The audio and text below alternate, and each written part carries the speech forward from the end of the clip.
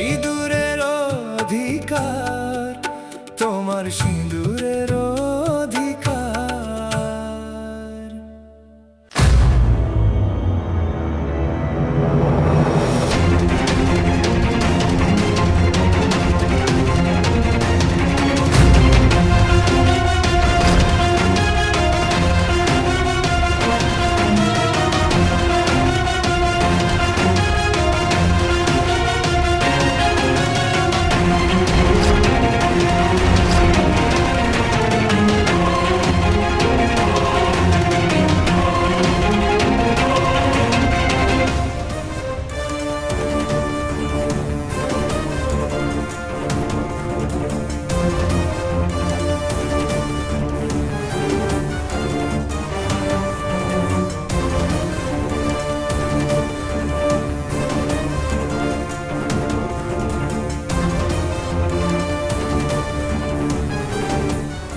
এই যে দাঁড়াও।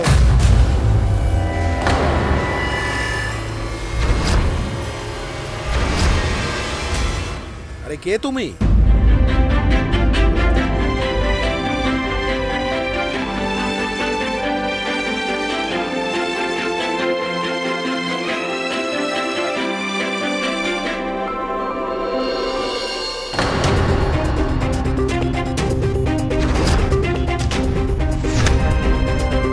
আঙ্কেল, আমার নাম হচ্ছে ইতিশ্রী। কিন্তু তুই এ কি করছিস? আমি এখানে পরিশ্রম করার জন্য এসেছি, অনেক পরিশ্রম। হ্যাঁ হ্যাঁ, সেটা তো আমি দেখতেই পাচ্ছি, কিন্তু তুই পরিশ্রম করছিস কেন? কেন তুমি জানো না পরিশ্রম করা মানে কত ভালো জিনিস? আর এই অদ্ভুত বাচ্চাটা কোথা থেকে এলো? আরে আরে, ইতি,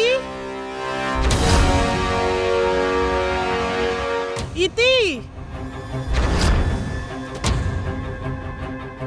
ইতি, ইতি। হ্যাঁ দিদি বলো। হ্যাঁ পবিত্রা, কোথায় আছো? ইতির কোনো খবর পেলে? না দিদি, এখনো কোনো খবর পাওয়া যায়নি, আমি এখনো খুঁজছি।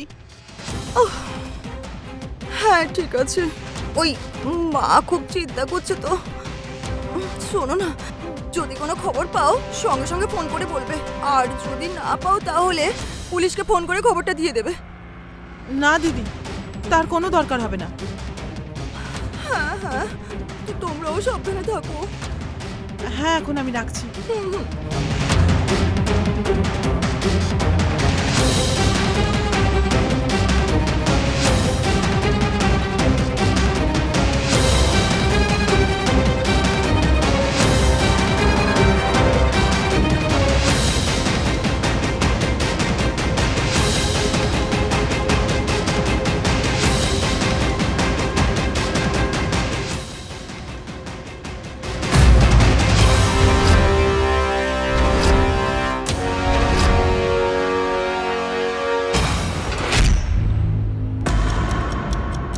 আরে এত লোক এখানে ভিড় করে আছে কেন?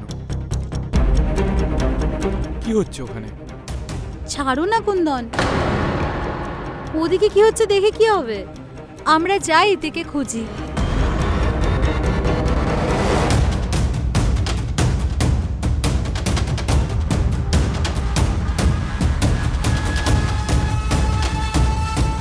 মাসি, ওদিকে একবার আমরা দেখেনি। আরে উর্বি, ওকে এখানে কি করে পাওয়া যাবে? ঠিক বলেছো, সামনে গিয়ে দেখি, না হলে অনেক দেরি হয়ে যাবে।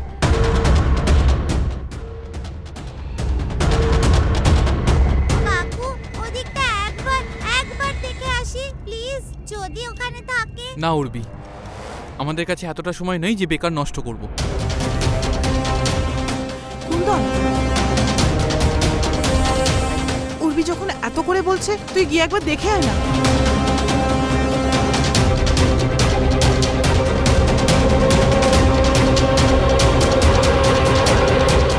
আয়।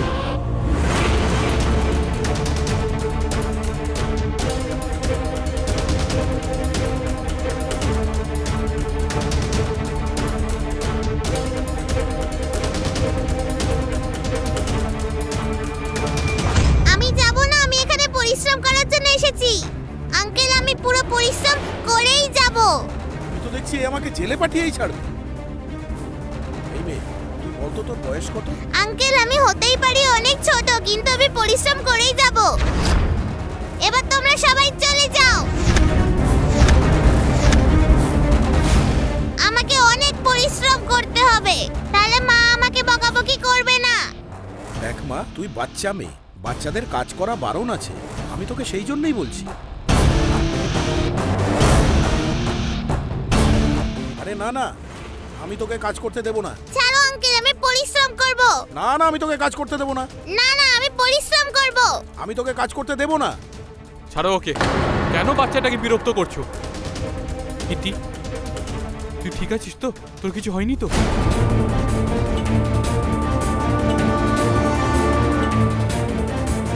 আরে ভাই, আমি ওকে কোনো বিরক্ত করিনি, বরং ওই আমাকে বিরক্ত করছে।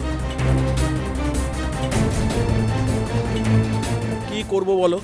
ও কাজ করার জন্য জেদ করছে। ওকে বারণ করলেও শুনছে না।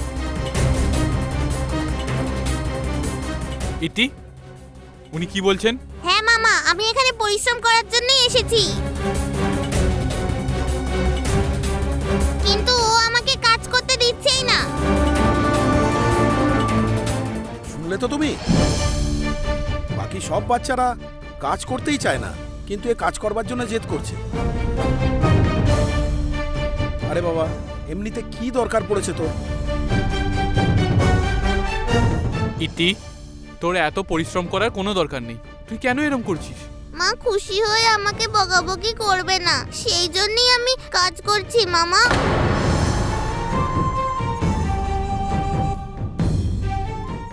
সেরম কোনো ব্যাপার নয়। তোকে দিদি এমনি দেখলেই খুশি হয়ে যাবে। তুই জানিস দিদি তোর জন্য কত চিন্তিত হয়ে আছে। না আমি আগে পরিশ্রম করব তারপর আমি আমার মায়ের কাছে যাব ইতি, ইতি বাড়ি চল না আমি যাব না বাচ্চাটা এখানে খেলতে এসেছিল, কাজ করতে নয়। না মামা আমি এখানে পরিশ্রম করার জন্যই এসেছি এগুলো না করলে পরিশ্রম কিভাবে করা যাবে যাই হোক ভাই, ওকে এখান থেকে তাড়াতাড়ি নিয়ে যাও, না হলে শিশু শ্রমিকের কেসে পুলিশ তো আমাকে জেলে ঢুকিয়ে দেবে। প্লিজ ওকে এখান থেকে নিয়ে যাও। ইতি, চল তুই এবার বাড়ি চল। না মামা আমি একটুও পরিশ্রম করিনি দেখো আমার ঘামও হচ্ছে না ইতি, ছাড়। আমাকে ছাড়ো মামা আমি পরিশ্রম করব দেখ ইতি, আমি তোকে বুঝিয়ে বলছি। আমার ছোট্ট ভাগ্নিকে আমি নিজের কাঁধে বসিয়ে বাড়ি নিয়ে যাব। না মামা আমি ওখানে যাব না দেখ মা, তোর কি এইসব কাজ করার কথা? তুই শান্ত হয়ে আমার কাঁধে বস, আমি তোকে বাড়ি নিয়ে যাব। তোর এত পরিশ্রম করার কোনো দরকার নেই। তোর জন্য বাড়িতে সবাই অপেক্ষা করছে। ছাড়ো চল। মামা আমাকে ছাড়ো ছাড়ো আমাকে মামা ছাড়ো আমি কাজ করতে চাই পরিশ্রম করতে চাই মামা আমি যাব না ছাড়ো আঙ্কেল আমি আবার আসবো পরিশ্রম করার জন্য মামা ছাড়ো আমাকে আমি যাব না মামা আরে এখানে দাঁড়িয়ে সবাই কি দেখছো? যাও যাও, কাজে যাও, যে যার নিজের কাজে যাও, যাও।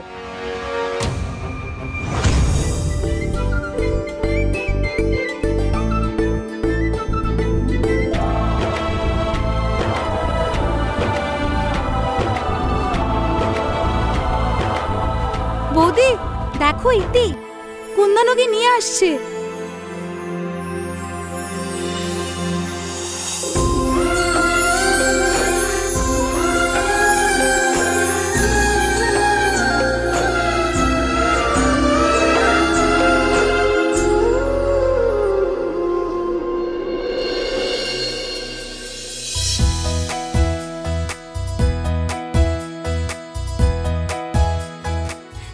মা, যাই হোক ভালো হলো, ভগবানের দয়ায় আমাদের ডমরুর খবর পেয়ে গেলাম।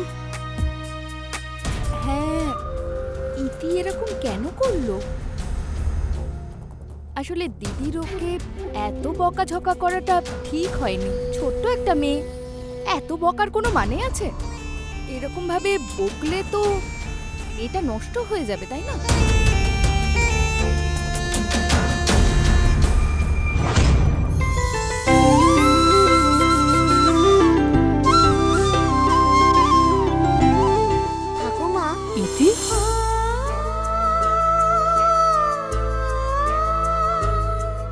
ঠাকুমাকে ছেড়ে কোথায় চলে গেছিলে মা?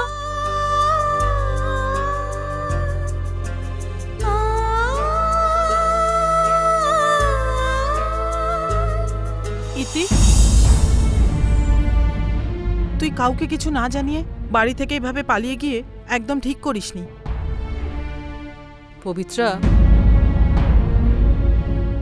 তুমি কিছু বলো না।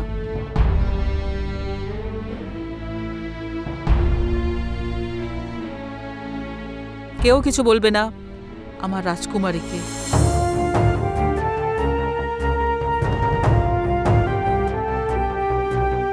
সরি ঠাকুমা, আমার জন্য তোমার মনে কষ্ট হয়েছে।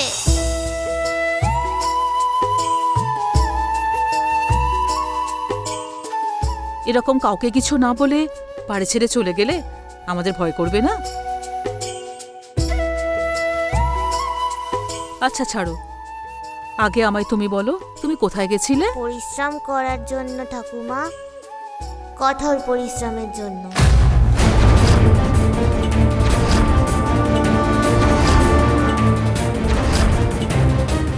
পরিশ্রম? কে তোমাকে কঠিন পরিশ্রম করতে বললো? মাসি।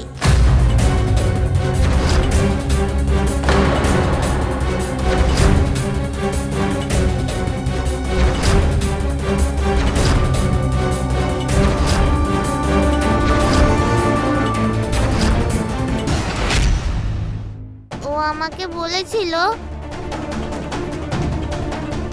অনেক পরিশ্রম করলে মা আমাকে আর বকবে না, আদর করবে।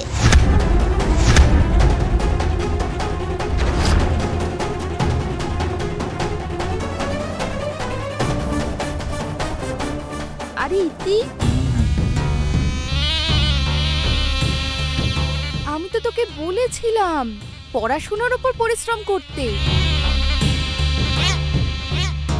তুই খেলাধুলায় অনেক মনোযোগ দিয়েছিলি না? বেশি করে পড়াশোনা করলে, পরিশ্রম করলে তোকে সবাই ভালোবাসবে।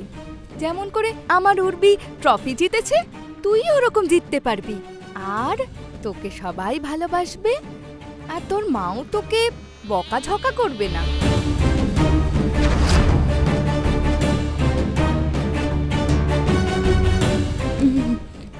আমার মনে হচ্ছে ইতি আমার কথা বুঝতে পারেনি।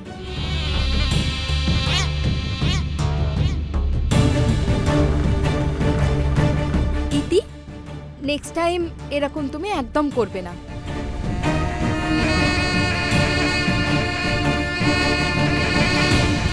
ঠাকুমা, আমি ভেবেছিলাম আমি যদি অনেক পরিশ্রম করি তাহলে সবাই আমাকে ভালোবাসবে, আদর করবে।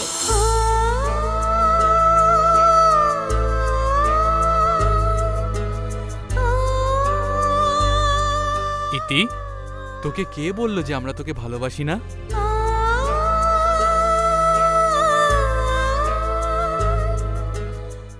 তুই আমাদের সকলের প্রাণ, তুমি আমাদের সবার পুচকি মা, আমরা তোকে খুব ভালোবাসি।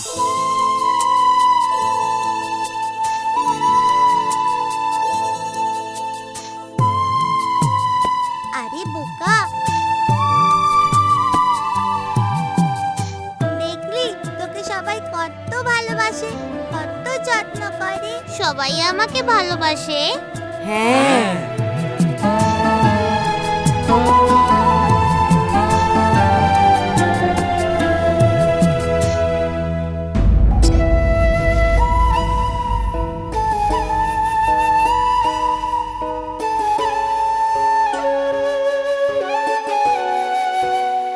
সত্যি সবাই আমাকে ভালোবাসে।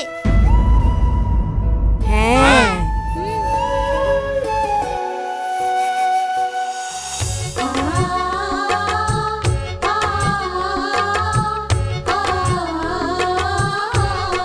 মানে সবাই আমাকে ভালোবাসে? হ্যাঁ গো মা, সবাই তোমাকে ভালোবাসে। তাহলে আমার আর কঠোর পরিশ্রম করার দরকার নেই? না না,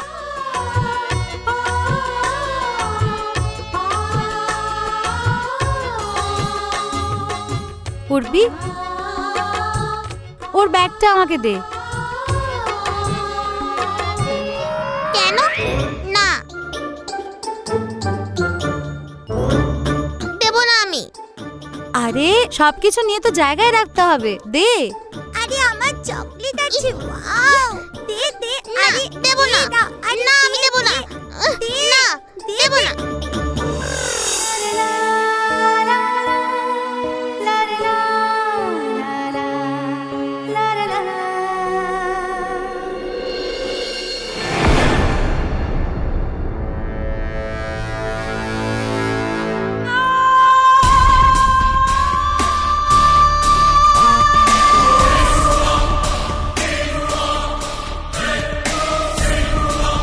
শাশুড়ি মা, আপনি আমাকে ডাকলেন?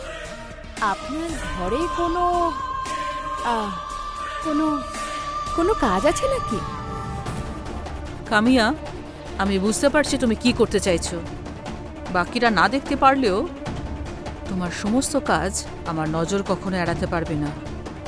শাশুড়ি মা, আমি কি করলাম? আমি জানি কামিয়া, আজকে ইতি যা করেছে তা তোমার ভুল উপদেশে। তুমি ওকে এরকম উস্কেছো বলে এরকম করেছে। ইতিশ্রী থেকে দূরে থাকো কামিয়া, তোমার কোনো পরামর্শের ওর দরকার নেই। তার জন্য আমি আর পবিত্রা আছে।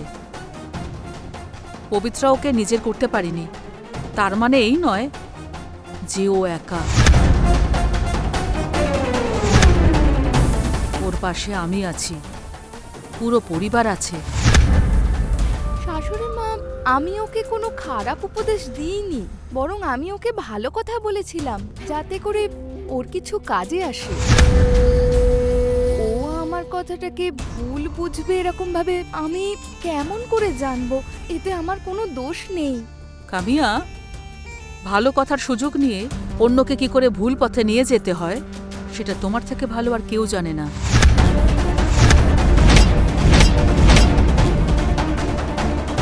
তাহলে সেটা তো আমার সাহসিকতা, তাই না? কামিয়া, এই বাড়ির অনেক খুশি তুমি আগেই কেড়ে নিয়েছো। এই বাড়ির অনেক ক্ষতি করেছো, আর এত বছর পরে যখন সবকিছু ঠিকঠাক চলছে, তুমি তোমার জীবন ভালো করে কাটাচ্ছ, এসব কিছু বিগড়ানোর চেষ্টা করো না। ইতির ভুলের জন্য আপনি আমাকে এত কথা শোনাচ্ছেন কেন? আমি তো যা কিছু বলেছিলাম ইতির ভালোর জন্যই বলেছিলাম। ওইটা আমি খুব ভালো করে জানি কামিয়া। যতবার তুমি ভালো চিন্তা করেছো, পবিত্রার তাতে কখনোই মঙ্গল হতে পারেনি। তাকে তুমি শেষ করে দিয়েছো, সেখানে তুমি তার মেয়ের মঙ্গল চিন্তা কিভাবে করতে পারো? কোনো মূল্যেই তুমি তার ভালো চাইতে পারো না। সেই জন্য আমি তোমাকে সাবধান করছি, শুধরে যাও। ইতির জন্য তোমার স্নেহ বা উপদেশের কোনো প্রয়োজন নেই। ভালো হবে তার থেকে দূরেই থাকো।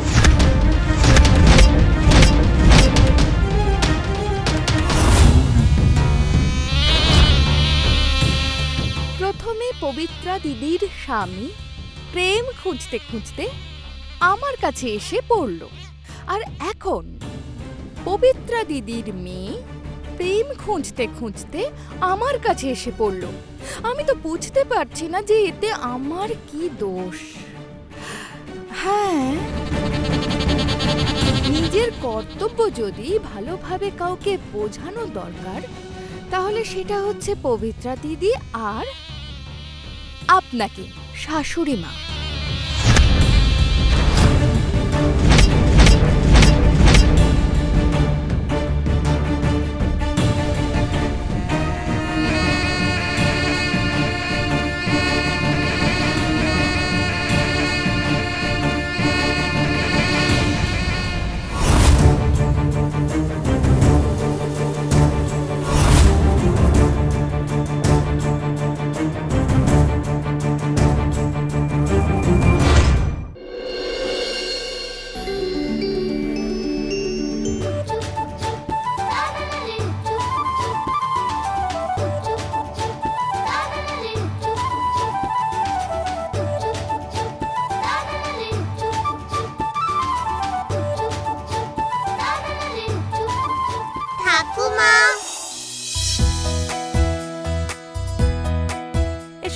এসো, তোমরা দুজন আমার পাশে বসো।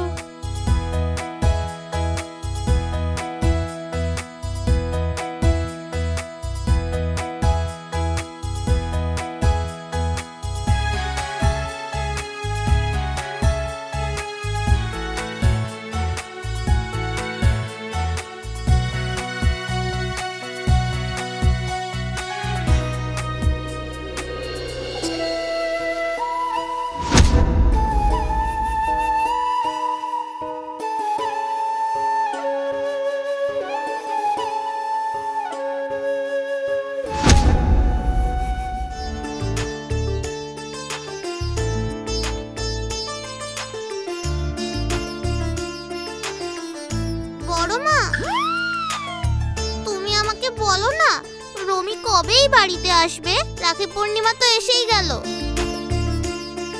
আমি কার হাতে রাখি পরাবো?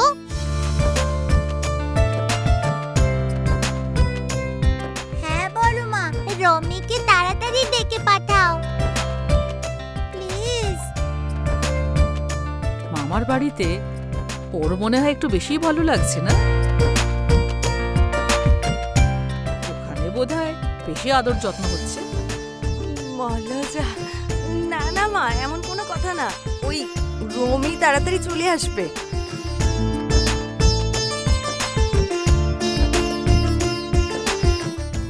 এই নাও মা।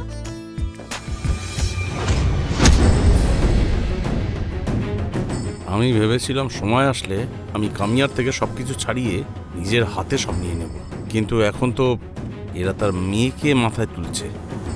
এখন আমি ওদের কথা শুনে চলছি, আর আমার ছেলে এদের কথা শুনে চলবে।